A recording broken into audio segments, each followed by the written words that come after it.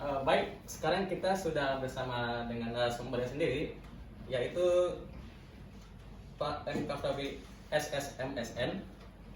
Beliau adalah seorang wakil dekan 3 FIB Unilad, beserta juga beliau adalah seorang seniman yang dimana akan membantu kita dalam menjawab pertanyaan mengenai sosial budaya terkait komunikasi interpersonal dalam kehidupan sehari-hari. Baik, selamat sore Pak. Ya. Pak Kafrawi. Oh iya. Ini semuanya mahasiswa ya. Ya, baik, di sini kami bareng teman saya untuk menyelesaikan tugas kelompok kami. Dan sebelumnya Pak, izin bertanya. Jadi terkait pendapat Bapak, kami akan meminta pendapat pribadi Bapak terkait sosial budaya dalam penerapannya serta implementasinya itu dalam yang kita katakan kan kehidupan sehari-hari gitu Pak. Jadi saya terdapat pertanyaan nih Pak, yaitu bagaimana peran budaya dalam membentuk cara seseorang berkomunikasi dalam interaksi sehari-hari menurut Bapak gitu. Bagaimana? Baik, media sosial, perkembangan media sosial pada hari ini tidak bisa kita nafi kan. Sangat luar biasa, sangat masif, dia berada di tengah-tengah masyarakat kita. Kita ada jarak lagi. Ini suatu teknologi yang luar biasa, media sosial ini. Namun demikian, kalau tidak cerdas menggunakan media sosial ini, kita akan terjerumus. Jadi perlu kepintaran, perlu menyaring dulu berita-berita, misalnya berita bohong, itu ya, semuanya masuk tanpa ada sekat lagi pada diri kita. Tiap individu itu masuk ke berita-berita dan kita harus cerdas itu. Kita sebagai manusia, mahasiswa, kalian ini mahasiswa, harus juga pandai memilah-milah dan mana yang bisa dibagi kepada masyarakat atau tidak. Dan itu perlu dibenar. Kadang-kadang kan kita tanpa berpikir dulu. Kalau misalnya ada berita, kita langsung sebarkan barang ini. Kita sebarkan tanpa ada dicek dulu. Banyak sekali sekarang media-media yang media-media mainstream seperti Kompas apa semua itu, Detik.com itu, mereka melakukan ada fakta ini benar atau tidak. Kalian harus cek dulu untuk penyebaran. Dan kalau misalnya dah benar itu misalnya ada kebenaran, berita itu boleh. Tapi kalau misalnya berita itu bohong, silakan dibuang. Dan budaya dimanapun berada, kebudayaan itu menjadi suatu yang nilai penting untuk menyaring komunikasi itu. Dan saya pikir bahwa semua daerah memiliki komunikasi yang baik itu. Yang ada yang tradisi itu komunikasi orang-orang lama, ada orang masa lalu, mereka itu kalau apalagi di Melayu, di Riau ini, sopan santun, bagaimana melakukan komunikasi yang dengan orang tua, komunikasi dengan anak, dengan orang muda, kemudian komunikasi lagi sesama baya itu banyak sekali dalam nilai-nilai budaya kita. Dan itu sebabnya bangsa Indonesia kan bangsa yang sopan santun. Dan media ini bisa, kalau bisa tidak dimanfaatkan dengan tidak baik, dia jadi media yang tidak sopan santun nantinya, bisa menghujat-hujat orang. Jadi memang harus ada kecerdasan dan budaya sudah banyak mengajarkan itu. Apalagi kalau misalnya itu kita tengok dalam adat istiadat berkomunikasi dengan seseorang itu harus perlu ditengok juga. Itu.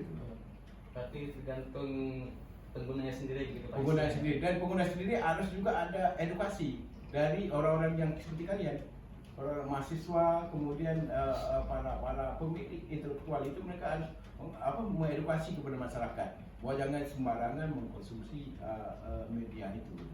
Harus juga, karena kita kan di akademi ini kan, kalian di akademisi yang intelektual itu kan melakukan ini kebenaran apa, kan harus dibukti dulu. Jadi tugas mahasiswa untuk mensosialisasikan ke tengah masyarakat bagaimana media yang bagus, memanfaatkan media sosial dengan bagus itu. Oh, baik. Baik Pak. Begitu Terima ya. kasih, Pak. Oke, untuk saya Pak, bertanya tentang apakah perbedaan budaya dapat mempengaruhi efektivitas interpersonal? Mengapa demikian? Perbedaan budaya dapat, bisa itu pasti akan jadi perbedaan. Tapi Bangsa Indonesia ini kan bangsa yang hebat. Kita berbeda, ada suku bangsa kita berapa ratus ribu ya. Kemudian dengan bahasa yang banyak beragam dari apa Sabang sampai Merauke itu gitu kan, banyak sekali suku bangsa itu. Tapi kita disatukan oleh satu bahasa, namanya bahasa Indonesia. Itu Sumpah Pemuda itu. Jadi kalau ada perbedaan-perbedaan kita disatukan oleh bahasa itu. Bahasa apa? Bahasa Indonesia. Apalagi ini bulan Oktober kan, tanggal 28 Oktober Sumpah Pemuda. Sumpah Pemuda inilah menjadi landasan kita. Memang berbeda-beda, budaya kita berbeda-beda, tapi kita satu, namanya Indonesia. Kita berbahasa berbeda-beda, tapi kita tak satu, namanya bahasa Indonesia. Kita bersuku bangsa berbeda, tapi kita satu, Bhinneka Tunggal Ika. Jadi perbedaan kita ini hebatnya pendiri bangsa Indonesia ini, orang-orang terdahulu itu menyatukan kita, nama kita adalah Indonesia. Perbedaan itu keberagaman itu perlu, tapi itulah kekuatan kita. Jadi misalnya ada budaya suku A, suku B, suku C, memang terjadi perbedaan nilai gitu kan. Tapi dalam satu sisi kita disatukan itu. Jadi diperdebatkan perbedaan itu. Kalau perbedaan itu didebatkan, maka itu kan larinya kan pada penciptaan. Perbedaan itu kita kan tak mau dilahirkan seperti di suku ini, suku itu. Jadi perbedaan itu sifat mutlak manusiawi, itu ciptaan Tuhan. Tapi kita satu, kita punya pikiran yang kita dibingkai oleh Indonesia ini, kita kan bersatu padu. Jadi perbedaan budaya itu bukanlah kelemahan, tapi adalah kekuatan. Baik, Pak. Lagi. Dari saya, bagaimana cara kita untuk mengatasi kesalahpahaman yang sering muncul akibat perbedaan budaya di dalam komunikasi dalam sehari? Itu ya betul. Artinya yang saya kata tadi, kita memiliki bahasa Indonesia gitu ya. Tujuan kita cuma satu sebenarnya. Kalau dia mengarah adalah kebaikan untuk masyarakat semua, itu dia baik, kita pertahankan. Tapi kalau perbedaan itu menyebabkan kita terpecah belah, itu harus ditinggalkan. Bagaimana mengatasinya? Dalam budaya kita, dalam budaya Indonesia, baik itu suku apapun, itu kan kalau kita orang ini Muslim semua ya. Kalau Muslim semua itu kan ada namanya tabayun. Kita harus tabayun dulu, harus meng-cross check betul. Apakah ini benar atau tidak? Kan kita kan selalu berprasangka buruk dengan orang, padahal orang tidak bicara seperti itu. Jadi kita membuat kesimpulan berdasarkan pengetahuan kita. Kita tak pernah melihat pengetahuan orang. Coba kalau misalnya ada sesuatu hal, misalnya perbedaan itu, ada misalnya mengulas satu dengan lain, coba kita cross check. Misalnya kamu kemudian dapat kabar bahwa si A ini sedang menguji kamu. Benar, padahal kalian kawan gitu. Tapi ketika kalian tidak mempunyai akal pikiran kata para pakar tak punya akal sehat itu, jadi berpecah belah ini kan. Seharusnya kan ini kita tanya, kita berkawan. Jadi perbedaan itu memang manusiawi lah gitu ya. Yang mengatasi jalannya adalah kita, kalau istilah kita kalau Islam kan tabayun, kalau itu musyawarah. Kita cross check betul. Apakah kejadian itu ya seperti itu atau tidak? Kalau iya, mari kita duduk bersama. Untuk apa kita berpecah belah? Itu kan cuma menghancurkan kita saja. Tak ada manfaatnya.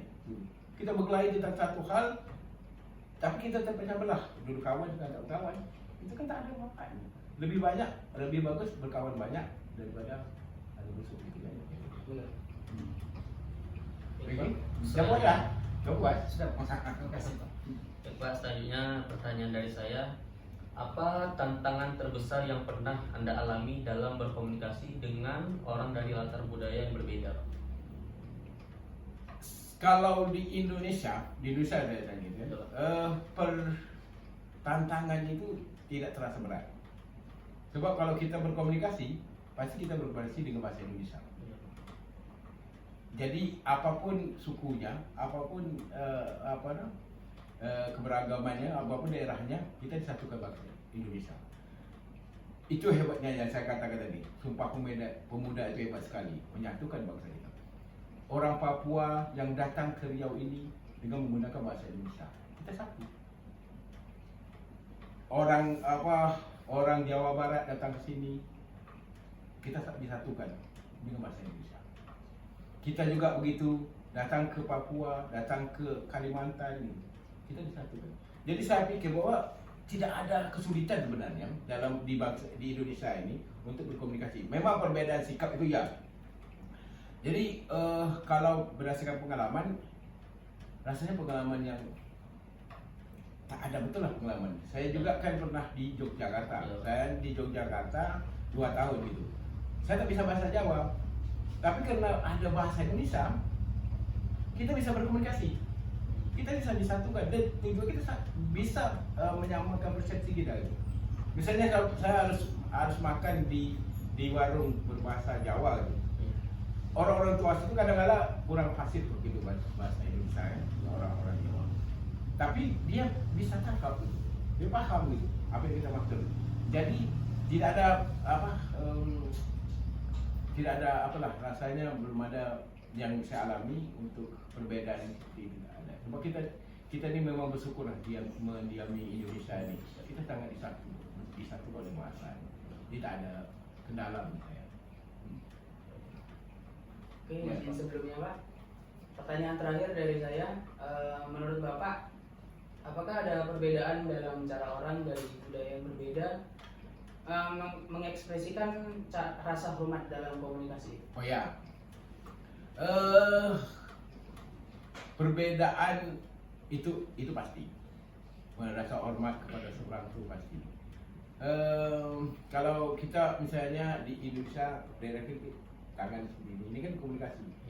Ada komunikasi kalau bahasa Melayu tabi gitu. Tabi itu memberi hormat gitu. Tempat yang lain juga beda gitu. Rasa hormat.